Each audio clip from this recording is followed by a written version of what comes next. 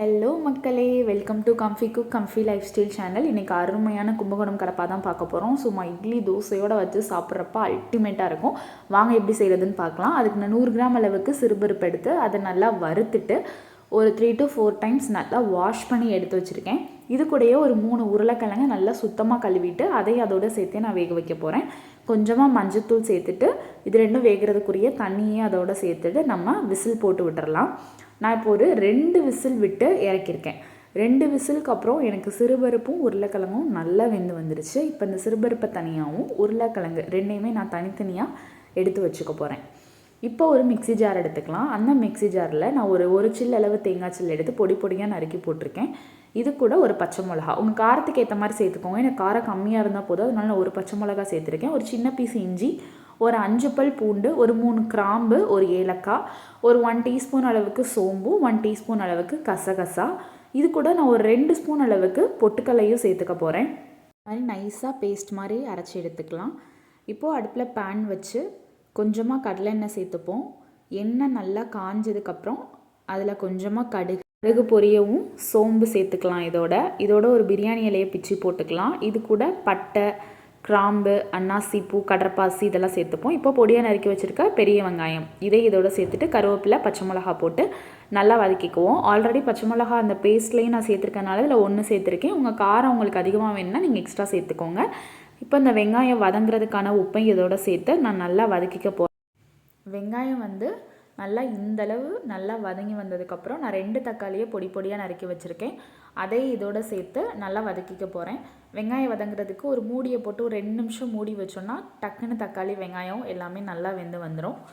இந்தளவு நல்லா வெந்து வந்ததுக்கப்புறம் நம்ம பேஸ்ட் அரைச்சி வச்சுருக்கோம்ல, அதை இந்த டைமில் நம்ம இதோட சேர்த்துக்குவோம்.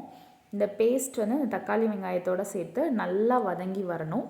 இப்போ இது கூட வேணுன்ற அளவு தண்ணி ஆட் பண்ணிக்கோங்க. நான் மஞ்சத்தூள் முதையே சேர்க்க மறந்துட்டேன். வெங்காயம் வதங்கும் போதே மஞ்சத்தூள் போட்டு நீங்கள் நல்லா வதக்கிக்கோங்க. நான் மறந்தனால இப்போது சேர்த்துருக்கேன். இப்போது வேணுன்ற அளவு தண்ணி ஊற்றி இதை ஒரு 5 நிமிஷம் மூடி போட்டு நல்லா மலன்னு கொதிக்க வச்சுருவோம். அப்போ தான் நமக்கு மசாலா வாடை போகும். இந்த ஸ்டேஜில் உங்களுக்கு தேவையான உப்பு, இந்த கடப்பாக்குரிய தேவையான உப்பையும் நீங்கள் இதோட சேர்த்துருங்க. நல்லா 5 நிமிஷம் கொதிச்சு வந்துருச்சு. இப்போ இதோட நம்ம மசிச்சு வச்சுருக்க உருளைக்கிழங்கை இதோட சேர்த்துக்கலாம். உருளைக்கிழங்கு ரொம்ப நைஸாக மசிச்சிடாதீங்க. ஓரளவு நம்ம கரண்டியில் அள்ளும்போது அந்த உருளைக்கிழங்கு நம்ம வாய்க்கு வர மாதிரி எடுத்து வச்சுக்கோங்க. இப்போது 2 சேர்த்து நல்லா கொதிச்சு வந்துருச்சு. இந்த ஸ்டேஜில் நம்ம பாசிப்பருப்பாங்க வேக வச்சுருக்கோம்ல, அதையும் இதோட நம்ம சேர்த்துக்கலாம். 2யும் நல்லா மிக்ஸ் பண்ணி ஒரு 2 நிமிஷம் நல்லா வதக்கி விட்டுக்கோங்க.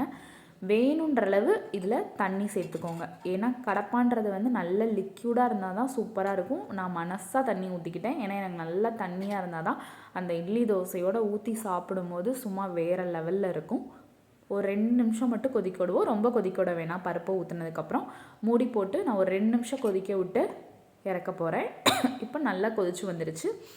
இது கூட நான் கொஞ்சமாக மல்லித்தலையை பொடி பொடியாக நறுக்கி வச்சுருக்கேன். அதையும் இது மேலே தூவி விட்டு நம்ம அடுப்புலேருந்து இறக்கிடுவோம். இப்போது இட்லி ஊற்றி சர்வ் பண்ணுவோம். என் ஹஸ்பண்டுக்கு கும்பகோணம் கடப்பாவோட இட்லி வச்சு சாப்பிட ரொம்ப பிடிக்கும்.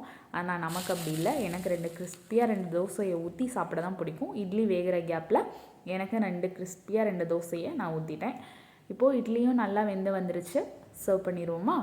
நல்லா பூ மாதிரி வெந்து வந்துருச்சு இட்லி. இப்போது இட்லியை வச்சு நம்ம ரெடி பண்ணி வச்சுருக்கோம்ல கும்பகோணம் கடப்பா, அதை இதோட ஊற்றி சர்வ் பண்ணோன்னா சும்மா வேறு லெவலில் இருக்கும். இதை கண்டிப்பாக உங்கள் வீட்டில் எல்லாருமே ட்ரை பண்ணி பாருங்கள். ட்ரை பண்ணி பார்த்துட்டு எனக்கு கமெண்ட் பண்ணுங்கள். இதே மாதிரி ரெகுலராக உங்களுக்கு குக்கிங் வீடியோஸ் வேணும்னா என்னோடய சேனலை லைக் பண்ணுங்கள், ஷேர் பண்ணுங்கள், சப்ஸ்கிரைப் பண்ணுங்கள். டாடா.